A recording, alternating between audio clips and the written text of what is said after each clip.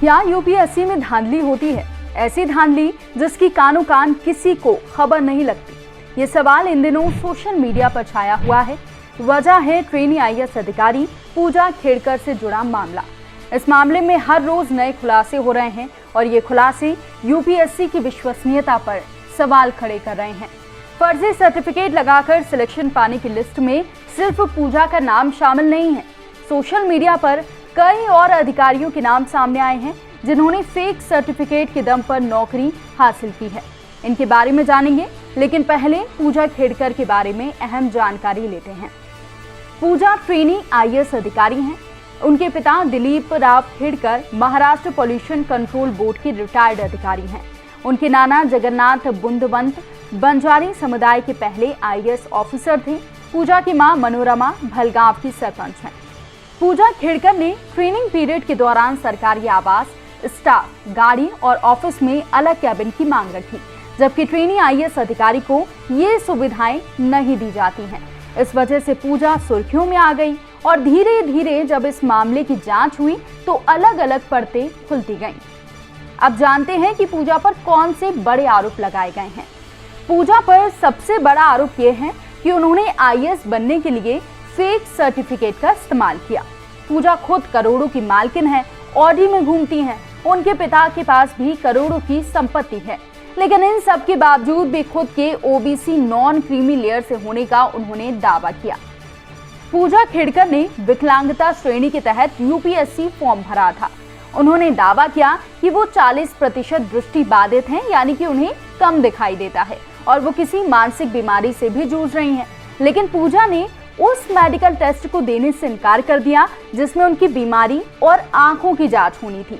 अगर पूजा इस medical test को देती तो ये साबित हो सकता था कि उन्हें किसी प्रकार की मानसिक बीमारी है या नहीं। इसके अलावा आरोप है कि पूजा ने अपनी निजी ऑडी कार पर लाल नीली बत्ती और महाराष्ट्र सरकार का लोगो लगाकर अधिकारों का गलत इस्तेमाल किया। पूजा खेड़कर ने चोरी के इल्जाम में गिरफ्तार एक ट्रांसपोर्टर को छोड़ने के लिए भी डीसीपी रैंक के अधिकारी पर दबाव बनाया था। इन सभी घटनाओं के चलते पूजा चर्चा में आई और अब उनके सिलेक्शन पर सवाल खड़े हो रहे हैं। इनकी जांच के लिए एक अलग से स्पेशल कमेटी का गठन किया गया है जो पूजा के मामले की गहराई से जांच कर रही है।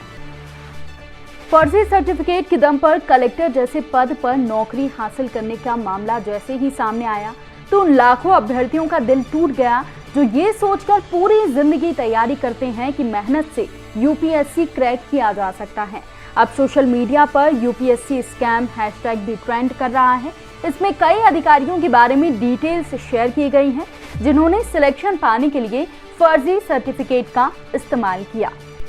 इनमें सबसे पहला नाम सामने आ रहा है आईएएस अधिकारी अभिषेक सिंह का, जिन पर फर्जी सर्टिफिकेट लगाकर विकलांग कोटे से यूपीएससी में सिलेक्शन के आरोप लग रहे हैं। अभिषेक 2011 बैच के आईएएस अधिकारी हैं, लेकिन उन्होंने एक्टिंग करियर के लिए 2023 में इस्तीफा दे दिया।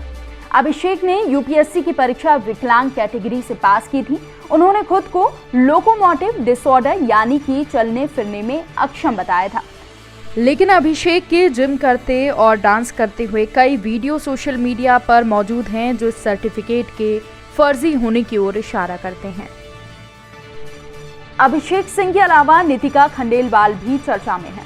उन्होंने देखने में समस्या होने का हवाला देकर विकलांग कोटे का सर्टिफिकेट बनवाया और 2014 में सिलेक्शन लिया।